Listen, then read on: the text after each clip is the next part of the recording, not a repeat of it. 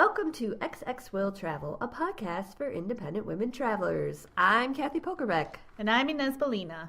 So today we are tackling a topic that we have visited 2 times before. Yes. Very controversial this year. The New York Times, 52 places to go in 2018. List. Yeah. List.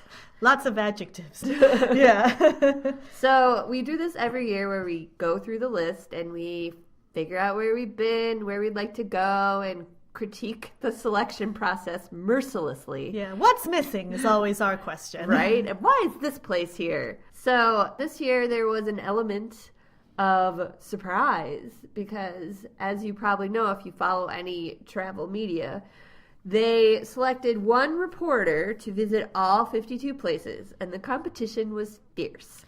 Yes. My most surprising entry, you can actually go to the New York Times website and watch the video submissions, but the guy who wrote Friday Night Lights really pitched himself and his daughter.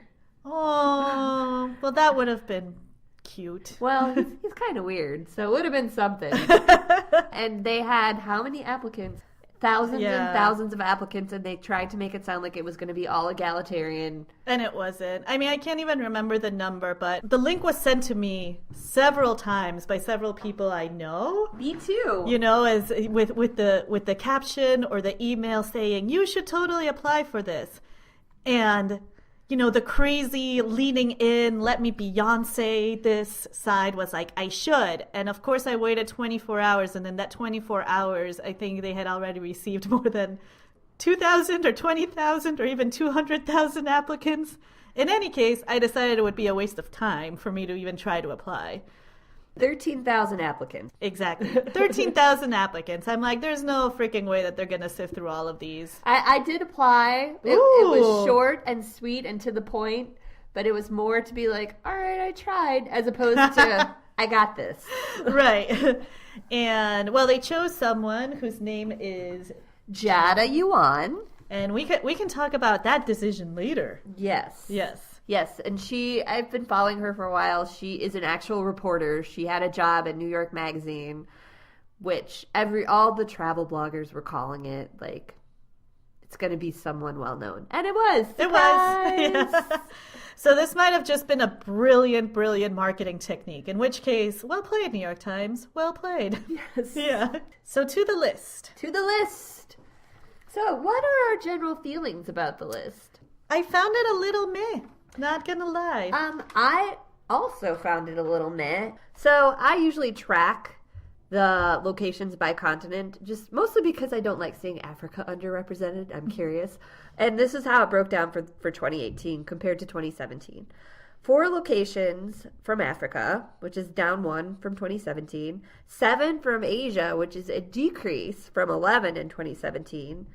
4 from Australia/Oceania. Oh, is that how you pronounce it? Oceania? I always thought it was Oceania? No. I don't know. It's one of those 3. It leapt from 4 to 1 from 1 in 2017. 18 European locations, which is an increase in 2. 14 from North America plus 1 Caribbean, because I think the Caribbean is North America, right? Oh, that's interesting, because I think depending on the island, I either count it as Latin America, like just the region, or North America. I don't know if I have a specific division. All right. Well, for our purposes, sure. We'll just lump it in. North America. And then 4 South American locations compared to 5 in 2017. Yeah. So with the exception of that bump from Oceania in Spanish. There, let's just use the Spanish pronunciation, because that makes the most sense. Mm-hmm. Things are pretty stable in terms of where they picked from. Yeah, and I did notice that there was no Middle Eastern location this year. No. I think the thing that gets closest to it is Morocco, which is not exactly Middle East at all, but let's say for our purposes is maybe the like Muslim/North African, etc. Destination, but still not Middle East. So that was a huge slight. And in another political shift, like nothing from Turkey. Yeah. And nothing from Cuba. True. Because they've been in love with Cuba for like the past couple years, but our current political situation dictates that none of us go to Cuba. That it might not be for the best. Their love affair with Scandinavian countries seems to have subsided a bit too. Yeah, because they just mentioned Oslo. Yeah, it's the only one. All right. So those are the initial thoughts. Why don't we begin with where we've been on this list? All right. So I'll start. I have been to their number one pick, New Orleans. Same! Yay! Yay! So I went for Jazz Fest, which takes place in, I think it was around Mother's Day weekend. And the thing about Jazz Fest is it's very insulating. Like, you go there and you spend the day or several days. So I don't really have a big picture of New Orleans. What I did love about Jazz Fest is that for the food, they only hire local vendors, which was good. Jazz Fest is huge. It's huge. You're never going to see all the bands you want to see over the course of those weekends. So I've heard recommendations of French Quarter Fest as a smaller alternative to Jazz Fest. And that actually, Jazz Fest happens on a horse racing track. Okay. And it's not, like, it is in New Orleans, but it's not close to really anything. Whereas French Quarter Fest is actually, like, in the French Quarter. Right. So you're in the middle of the action. Yeah. Well, I went for Halloween one weekend, which is the second largest weekend after Mardi Gras. So if you want to go during a time where it's still party central but can't deal with the excessiveness of Mardi Gras, Halloween is probably your best option. But I do have kind of the same sense. I don't know if I got to explore New Orleans all that much because I was there with my ex who was there on a business trip. So we were tied a bit to his schedule. I walked around a lot in the French Quarter and we went to the Garden District for a bit and saw the cemetery, but I don't feel like I fully explored it in a way that I wish I would have. Food was fantastic is pretty much my main takeaway from that trip. Just really, really good food. It was an interesting choice, though. Like, very U.S. specific, kind of very well known. I know it's because of the anniversary, so I don't begrudge them for it. But I was a little shocked that this is the one they decided to highlight. Especially since last year's number one pick was so broad. Like, they picked Canada, right? So, a whole country. So you go from Canada to like a little, New Orleans is a speck in comparison. Yeah, for sure. Where else? My next one is this is kind of a cop-out, the Caribbean. Oh, yeah, I was going to say, yes, I have been to places in the Caribbean. Yeah. I have been to Puerto Rico in the Caribbean. I have been to Puerto Rico twice as well in the Caribbean. I'm still trying to get a sense if we're comfortable going to Puerto Rico yet, or if people would be comfortable going yet. So there's a very good hostel, and I actually stayed there when they were just starting out, and since then it's gotten all this press. It's called the Dreamcatcher Hostel, and I follow them on Instagram. They have gorgeous pictures, and they are welcoming guests. Okay. And I would highly recommend going there. I think the woman who owns it was her grandmother's house, and she was a set designer in the movie industry, and all the rooms are super unique, and it's got a very relaxing vibe. It's across the street from the beach. Yeah. So they want people to come, but I don't know about the island as a whole because there was just something in the news this week about how most of them are still without electricity. Yeah, and just from my friends, because I have a lot of like Boricua friends, it seems that most of them felt comfortable going during the holidays, but a lot of them also seem to be on almost a mission trip. Like, so many of them also went with the idea that they were going to help out. They were bringing food or other items that need be, and I'm sure that if in certain areas of San Juan, in terms of amenities, you can get them, because it seemed like they were fine when it came to electricity and water and all that. But I think the island as a whole is still struggling. Yeah. And there's some regions that are still really, really hit. Especially the outlying regions where it's tougher, the roads aren't as good, and it's tougher to get there. And other places in the Caribbean I've been to, Barbados. Beautiful, nice, chill, relaxing, really good food as well. Margarita Island, but that's in Venezuela, and that's a whole other that's like a whole other situation. Yeah. So maybe it was just a shout out to bring attention to those islands who desperately need the tourism dollars to bounce back. For sure. Next on my list is Zambia. Oh, tell us more. Well, they cited a specific, like, it looks like a game reserve or a zoological park. I have only been to Lusaka, and that was 20 years ago, and I don't have fond memories of it. All right. Basically, I don't want it to be like, oh, it's so dirty. Uh-huh. Basically, it was studying abroad. We went over the border to Zambia, and Zimbabwe got its independence in the 80s, and Zambia got its independence in the 60s. And so that's when all the infrastructure pulled out. That's when all the money pulled out. So it was very different from Zimbabwe. Zimbabwe seemed much more modern. And on that note, I've been seeing a ton of people on Instagram posting pictures of Zimbabwe. Yeah. Kind of like Mugabe's gone, it's safe to go back. So that is all I have to say about Zambia. Fair enough. Yeah. It seems to have been the stable country compared to Zimbabwe over the last 20 years. Yeah, and who knows how it could have changed. Like 20 years sometimes in those places is a really long time to go from a very struggling country to suddenly it being fine. Exactly. Yeah. Next is downtown Denver. Ooh! Exotic downtown Denver. Not even like the beautiful scenery surrounding No. Denver. Just downtown Denver. It's true, they were really specific. Just downtown. That's it. That's all you need. Denver. I was there last year for work. And when I think of downtown anywhere, I kind of think of conventions because that's why I was there. There's a pedestrian mall. Okay. There is Cool. a streetcar. That's fun. It smells of marijuana everywhere you go. Oh, that's super fun. Right. That was my impression of downtown Denver. I have no thoughts on Denver or Colorado for that fact at all. I've never been, other than to say that I know Meow Wolf is planning a new branch in Denver, although I don't think it's even downtown. I think they're doing it in some other outlying neighborhood with a ton of warehouses, but that's not going to open until 2019. So until then, I don't know if I'll be making it to Denver. So my tip for downtown Denver is get out. Ah! Drive to the Rocky Mountain National Park. I don't get it. Yeah. I don't get it, New York Times. Did they try to explain it? I'm sure they did, but do you remember what they said? So the word on the street is Denver's downtown, particularly the Golden Triangle Creative District, is fast becoming a vibrant art center. The Kirkland Museum of Fine and Decorative Art will reopen there in March. Okay.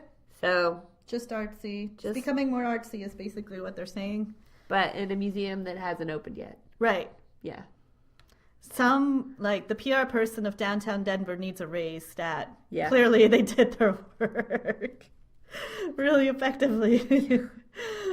Anyway, so that's Denver. And this is our mood today. Yeah. Maybe you're from Denver. Let us know why we should go to your city. Okay. Persuade us. Yes. Tell us all the haps, the Denver haps. Next is Iceland. And maybe I'm just feeling curmudgeon-y today, but this was all... Basically, the description was, Iceland is great. Here's a bunch of high-end stuff you can do. Yeah, that was a really strange description. It was because they start out by saying something like, have we hit peak Iceland yet? And they're like, not if you're a millionaire. Right. So luxury lodgings across the island. Yeah. Just listen to our episode and get better, Rex. From the wife of the former president. Why didn't you talk to Eliza, New York Times? She would have told you all kinds of cool stuff to do on any budget. Yeah. The next one is also kind of a cheat. They recommend Branson, Missouri. Yeah. Which I don't know what to say about that. Branson, Missouri is in the Ozarks. Yes. Which I was in the Ozarks in November. It's beautiful country, lots of lakes, water sports, rolling hills. But then Missouri also has that pesky travel warning from the NAACP warning people of color about traveling to Missouri. I get the feeling that the New York Times doesn't consider these kind of warnings when they create their list. Yeah, and it just seems strange to me to go from high-end Iceland, specifically high-end lodgings in Iceland, to Branson, Missouri, which is a place where if you're in the Midwest and you have grandparents, they take bus tours to Branson, Missouri. Oh, okay. I did not know that. Yes. Well, you don't have grandparents in the Midwest. No, I don't have So, grandparents. So is it like the Atlantic City of the Midwest? It's the country music Atlantic City. Right. Okay. Except there's no gambling. You're not making this more appealing.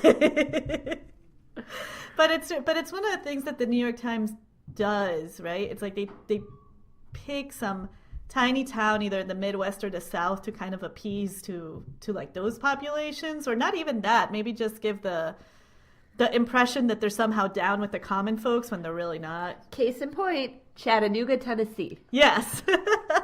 I feel like they sit there and they're like, well, we got to pick something. Right. We have to make sure that they know we're not just these like carpetbaggers. Not even carpetbaggers, but like I'd say elitists. Right.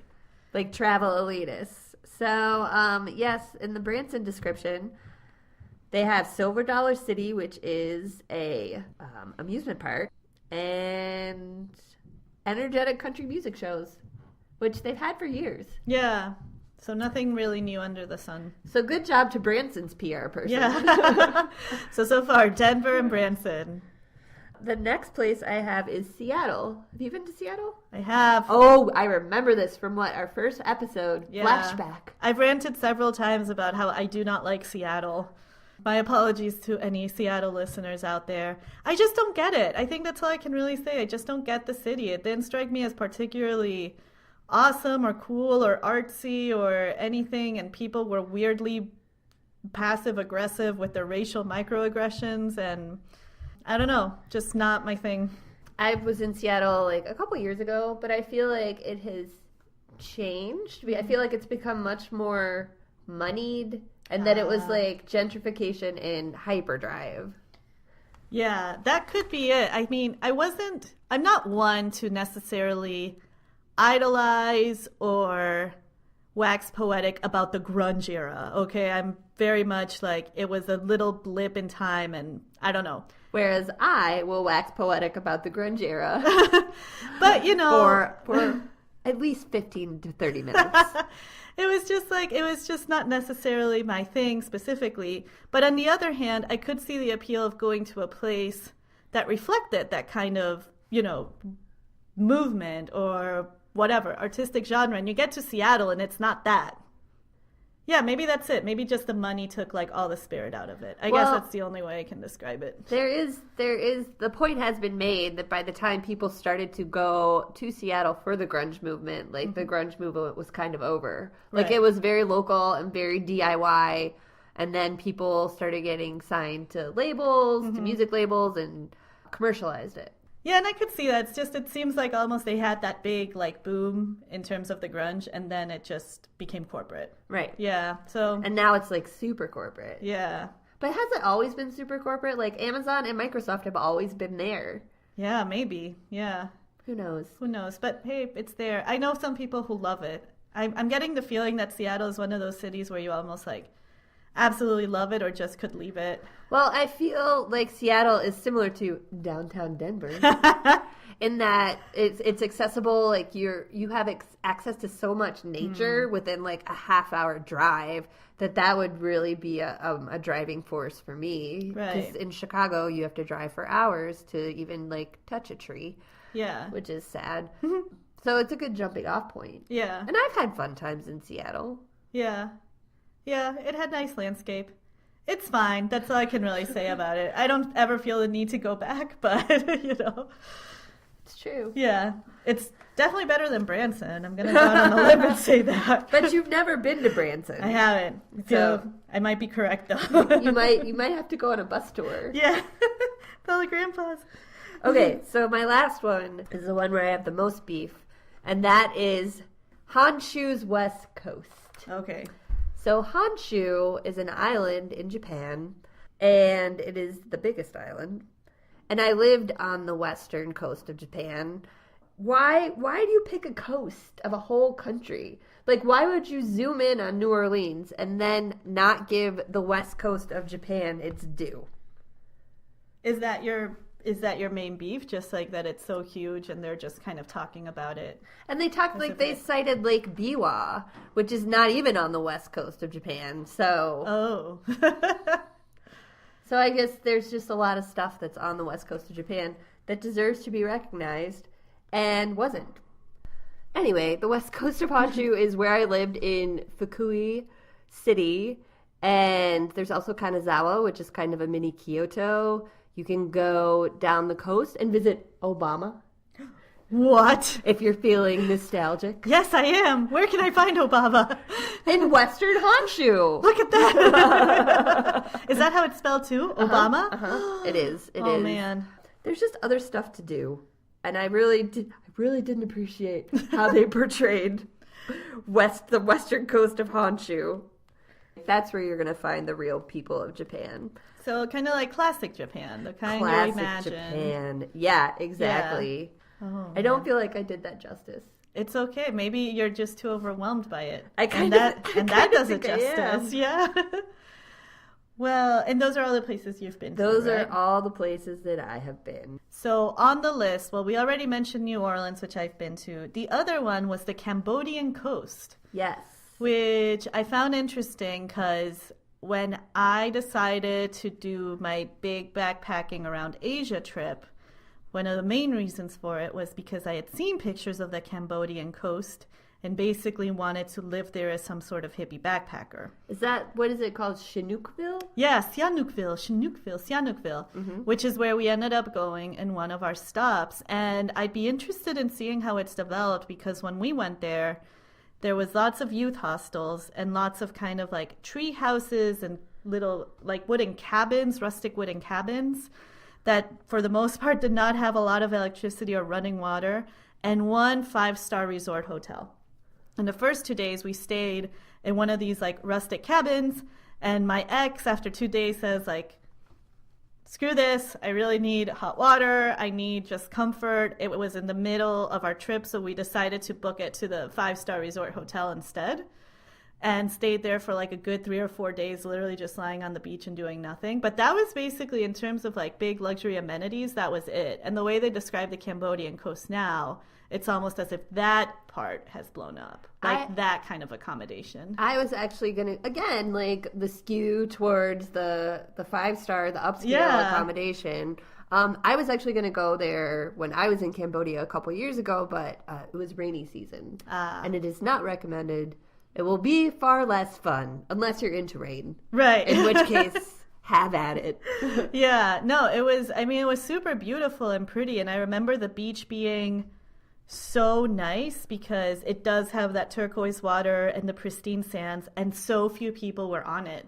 Even like the dirty backpackers, I have no idea where they went, but it was basically me and only a couple of other tourists that were really enjoying it. So it was a nice experience. I got a really intense bikini wax. Oh, at the spa. Not a Brazilian bikini wax. I basically went just for the sides. That's all I wanted. And what ended up happening was 2 ladies attacked it from either side.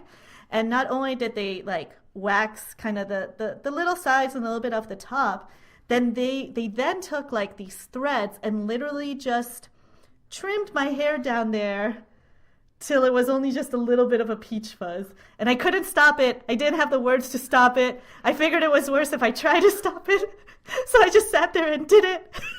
That's kind of a non-intervention situation. Yeah. Like you're only going to make it worse. Exactly. I'm just going to go through this. It doesn't hurt. I don't know why they decided to go this extreme, but that was that. Did you just lay there like rigid and still? Yes. I'm just like, oh my God. I just make sure to like tip them and be super polite about it. So that's the Cambodian coast. I went to Seville, Spain for a whole day. Ooh. I was going to stay there longer, but I landed on a Sunday, which is the worst day you can be because everything is closed. Everything. During a heat wave, which in Seville, Spain means that you're kind of dealing with, I'm trying to think the equivalent, like over 100 degrees Fahrenheit temperature, probably more like 105, 110, and no place has air conditioning. Oh my God. So I left the next day to the beach. I'm like, I can't deal with this, but I've heard it's amazing. From what I remember of Latin American history, it's basically where all the gold from the Americas came. So you have a lot of like lavish cathedrals and things like that. What else? I've been to Fiji. Isn't that in Oceania? In Oceania. I did the beach thing at an upscale resort too, because that was during my honeymoon. So I don't really have any insight as to what the country is, other than the people were really friendly and the beaches were great. Like, it was very beautiful. I will say, though, they have a drink there called kava, which is spelled with a K. And it's a ceremonial drink. It's not alcoholic, but it does have like an what do you call it? Like an anesthetic? Anesthesia? Anyway. Anesthetic? Like a numbing effect? Yes, a numbing effect. And like warring tribes would used to give those to prisoners of war so that they could drink it before they buried them alive as punishment so that they wouldn't feel any pain. And you can still drink this, and it really does have like, it leaves a totally weird sensation in your mouth. Like, all of a sudden, you just feel very numb all over your face. Oh, sounds fun. It was fun. So that's Fiji. Then, well, I haven't been to Cuelap, Peru. Cuelap.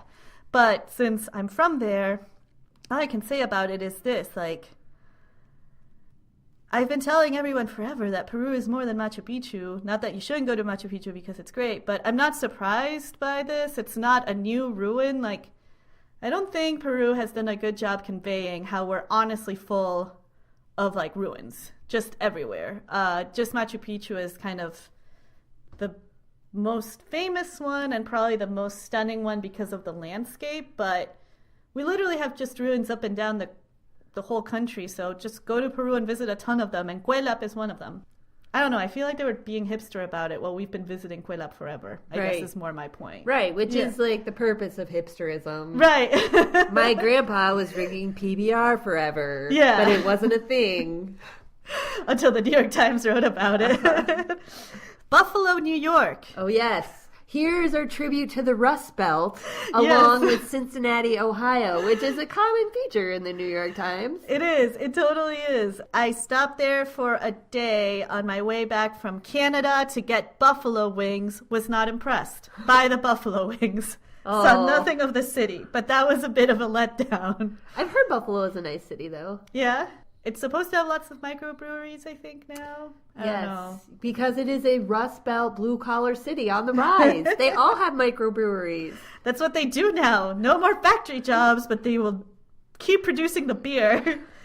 And I've been to Rotorua, New Zealand. And I actually found this interesting because if you listen to our 2018 listener goals and episode, on that episode, I declared that I had the sensation that I had not done New Zealand correctly because I had only been to Auckland and to Rotorua, which is now in the 2018 New York Times list. And the thing about Rotorua is that it's really pretty, and you mostly go there because they have a ton of thermal baths, and it's also like a big center of Maori culture. So if you want to learn about Maori culture, it's there. And we basically just wanted to do like baths and spas and things like that.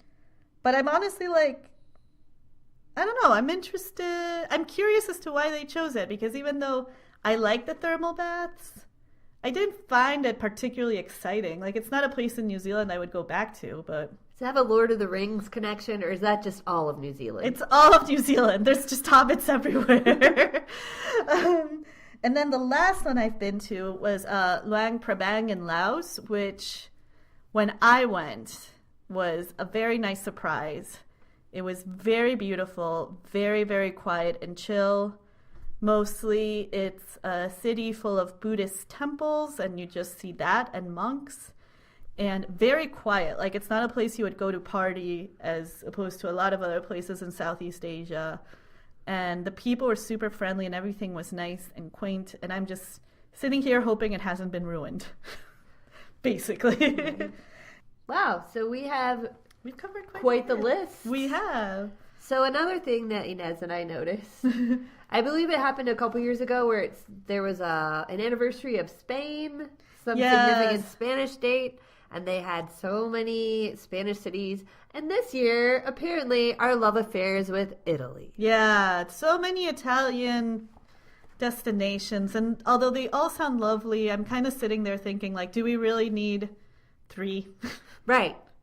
It's a small country. Italy is a small country, comparatively, compared to the U.S. Yeah, and I don't necessarily see it as diverse. Like, I mean, all Italian cities are super beautiful. Yeah. But in much or less the same way on a very superficial level. I'm now going to get like a ton of Italians saying like, our region is this and this. But you know what I mean? It's not like we have a ton of different languages, ethnicities, or anything like that. Cheese and churches, people. Yeah. Cheese and churches.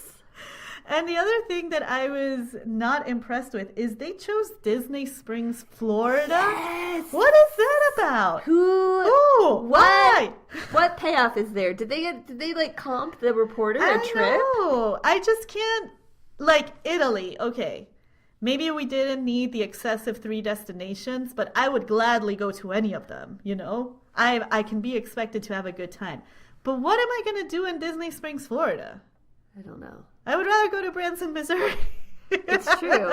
Because once again, Branson, Missouri, maybe I just need to go to a national park. But like you have access to nature where Disney Springs, you have access to manufactured nature. Yeah, that's true. It's also that it's adjacent and to like the Disney resort, so everything has been calculated to the very last detail. And I don't know if that's the kind of human aspect that I want to celebrate. You know, this like corporate calculation. Well, I would want to celebrate it maybe if I had kids.